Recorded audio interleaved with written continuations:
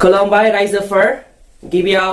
नोंथांमोनखौ नैबे जोंनि Assam Extremist YouTube चेनेलाव बरायना लाग्रोबाय दा नैबे भिडिअनि गेजेरजों आं दिनै जोंनि आसामाव थानाय मोनथाम extremist group I mean insurgent group जायखौ एक्सट्रीमिस्ट हानजा बा एक्सट्रीमिस्ट आफाद होननानै बुंनो हायो दा बै आफादनि बागै आं सावरायनानै नोंथांमोननो शेयार खालामनो गोसो जादों स नोंथांमोना जुदि इन्टारेस्टेड बा नैबे भिडिअखौ जागायजेननायनिफ्राय जोबजासिम ला स बिदिब्ला जों बै मोनथाम एक्सट्रीमिस्ट ग्रुपफोरनि मुंखौ फारियै होग्रोनोसै बे जाहैबाय आल्फा ग्रुप आरो सेकेन्डआव दङ NSCN ग्रुप आरो थार्डआव दङ NDFB ग्रुप सोरबाबा एक्सपायार जाबाय सोरबाबा दासिमबो थाना दं दा बैफोरखौ जों दिनै सावरायगोन फार्स्ट अफ अल आल्फा ग्रुपनि बागै आं दिनै नोंथांमोननो फोरमायनो थाखाय जागायबाय बेनिफ्राय जों फारि फारि सावरायलांगोन दा जोङो नैबे alpha ULFA I mean alpha थामहिनबा बेनि एब्रिभिएशना जाहैदों मा United liberation front of Assam दा बेवहाय जोङो साननो नाङा जे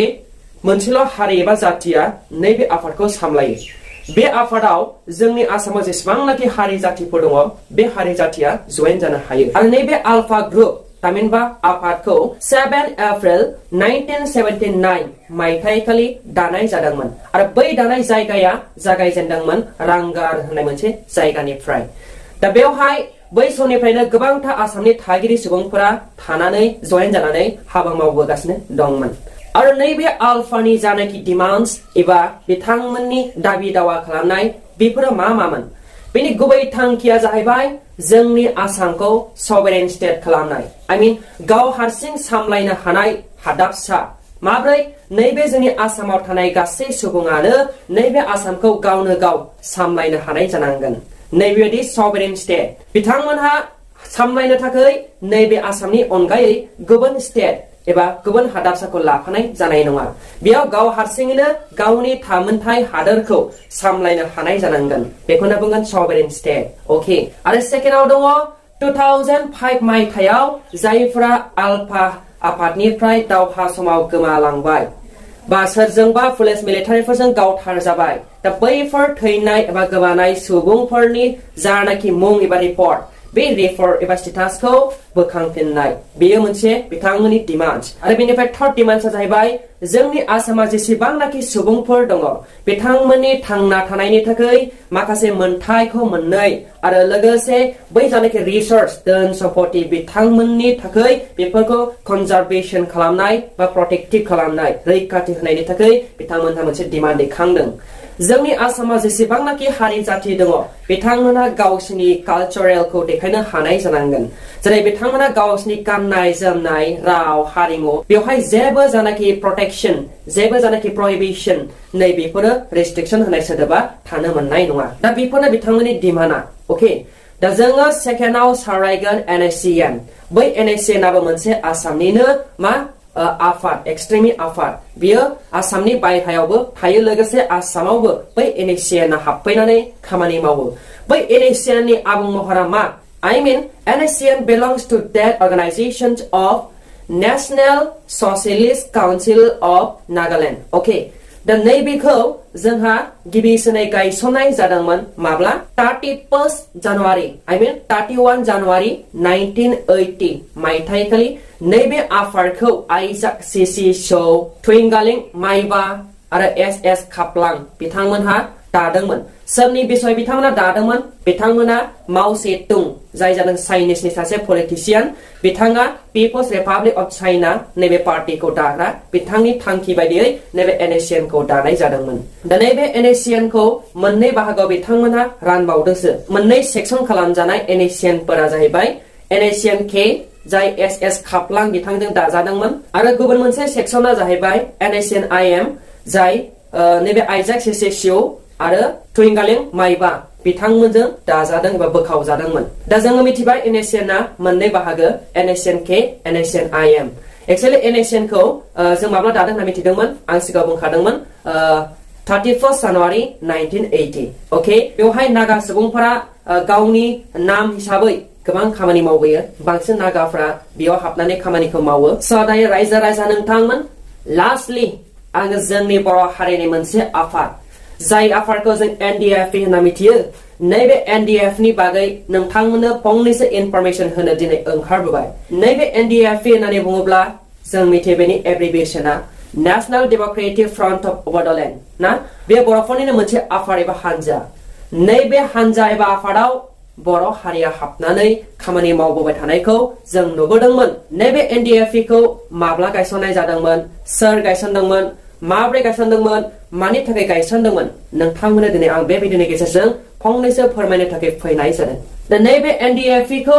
सिगाङाव जोङो NDB होननानै बुंनाय जायामोन नैबे NDB खौ जों सिगाङाव मा होनना मिथियोमोन BDSF I mean BCF बो होनना बुङो सर्टआव दा नैबे BDSF एबा BCF जायनि आबुं महर एबा एब्रिभिएशना जाहैदों मा B belongs that Bodo and S denotes that security and lastly F stands for first I mean Bodo security first नैबेखौसो जोङो मा NDB नि आगोल नैबे आफादखौसो दादों होननानै मिथिनाय जायोमोन आरो नैबे BDCF एबा BCF खौ मिस्टार रन्जन दैमारी जाय जोंनि बर' हारिनि सासे गेदेमा सुबुं हारि आरो जातिनि थाखाय गावखौ गावनि नखरखौ सानालासे गावनि हारि जातिनि थाखाय नांबोग्रा सासे गेदेमा जाय बिथाङा लिडारशिप चिफ एक्जिकिउटिभ हिसाबै मावफुंबोदोंमोन बिथाङानो नैबे BCF खौ सिगांसिन दाजेननानै होदोंमोन बर' हारिनि थाखाय दा नैबे BCF एबा BDF खौ दानाय जादोंमोन 3 October 1986 खेनसे बुंफिनदों 3 October 1986 बेयो under the leadership of Ranjan Daimary who is known as Chief Executive of BDSF organization right दा नैबेनिफ्राय नैबे जानाखि BDSF एबा BCF रिक्रिएशन जादों 25 November 1994 खालार खालि ओके थामहिनबा नैबे BCF एबा BDCF खौनो जोंहा NDFB मुङाव थिसननाय जादों बा NDFB नामावहाय लाबोनाय जादों माब्ला 25 November 1994 खालार खालि राइट दा बेवहायबो नैबे जोंनि बर' हारिनि थै आरो गोलोमदैखौ मिथिजासे हारिनि थाखाय नांबोग्रा जाय मानगिरि रन्जन दैमारी बिथाङानो चिफ एक्जिकिउटिभ हिसाबै खामानि मावदों दा नैबे बर' हारिनि जानाखि NDFB आफादखौ दाराय बे NDFB आफादनि जानाखि डिमान्डस बै डिमान्ड एबा जानाखि दाबिफोर बे दाबिफोरा मा बेफोरखौबो आं दिनै नोंथांमोननो फंनैसो फोरमायथिनानै होनाय जागोन ओके दा नाम्बार 1 NDB फोरनि डिमान्डआ जाहैदों मा जोंनो बर' हारिनि थाखाय सभरेन्टी बड'लेण्ड नांगौ दा नैबे सभरेन्टी बड'लेण्डनि ओंथिया बेनो नैबे बड'लेण्डखौ बर' हारिया हारसिंनो सामलायनो हागोन बेयाव गुबुन हादाबसा गुबुन हादाबनि हेफाजाब लानाय नङा दा बेबायदि जानांगोन नाम्बार 2 जोंनि आसामाव थानाय लोगोसे बड'लेण्ड एरियायाव थानाय सुबुंफोर जायफोरा बर' हारि बिथांमोनहा गुबुन हारि जातिजों एक्सप्लयटेशन खालामजानाय अपारेशन खालामजानाय बेफोरनिफ्राय आलादा लिबार्टी नांगौ माने उदांस्रि जानाय जानांगौ बेहाय सोरजोंबा नासयजानाय सोरजोंबा मुगैजानाय बेफोरबायदि जानो मोननाय नङा बेबो मोनसे डिमान्ड दानिया नाम्बार 3 जाहैबाय टु एस्टाब्लिश आ इंटीग्रिटी अफ बड' पिपल एंड सभरेन्टी बड'लेण्ड दा बेवहाय फोरमायनाय जायोदि जोंनो बर' हारिनि खौसेथि आरो बर' हारिनि थामोनथाय लोगोसे बर' हारिनि आलादा बड'लेण्ड बेखौ जोंनो मा नांगौ बा दानानै होनांगौ बेबो मोनसे नाम्बार 4 इक्वालिटी समानथि थामहिनबा जों मा नैबे जानाखि बर' हारिनि खौसेथि समानथि आरो लोगोसे जौगानाय बेफोरखौ बर' हारिनि थाखाय नांगौ मामायाव जौगानाय होनो लोगो लोगो मिथिखायो रांखान्थियाव जौगानाय सोलोंथायाव जौगानाय दा बैफोरबायदि नैबे फंसे बाथ्रायावनो हाबनानै थानाय नोंथांमोना बेखौ गाव हारसिंनो क्रिटिसाइज खालामनानै नायदो दा बैफोरनि थांखिफोरखौनो लानानै नैबे NDFB आफादखौ दानाय जादोंमोन सोर रन्जन दैमारी बे जाबाय चिफ एक्जिकिउटिभ NDB आफादनि दा बे NDB आफादखौ गुबैयै दानाय जादोंमोन 25 November 1994 दा बेफोरनोसै दा नोंथाङा नैबे SMS एडिशनखौ गोदानै नायदोंबा बे चेनेलखौ दासिमबो साबस्क्राइब खालामाखैबा अन्नानै साबस्क्राइब खालामनानै हो जाहाथे नोंथाङा बेफोरबायदिनो गोदान भिडिअ उननि समाव मोनफिननो हानाय बायदि thank you for watching this video see you again next time next video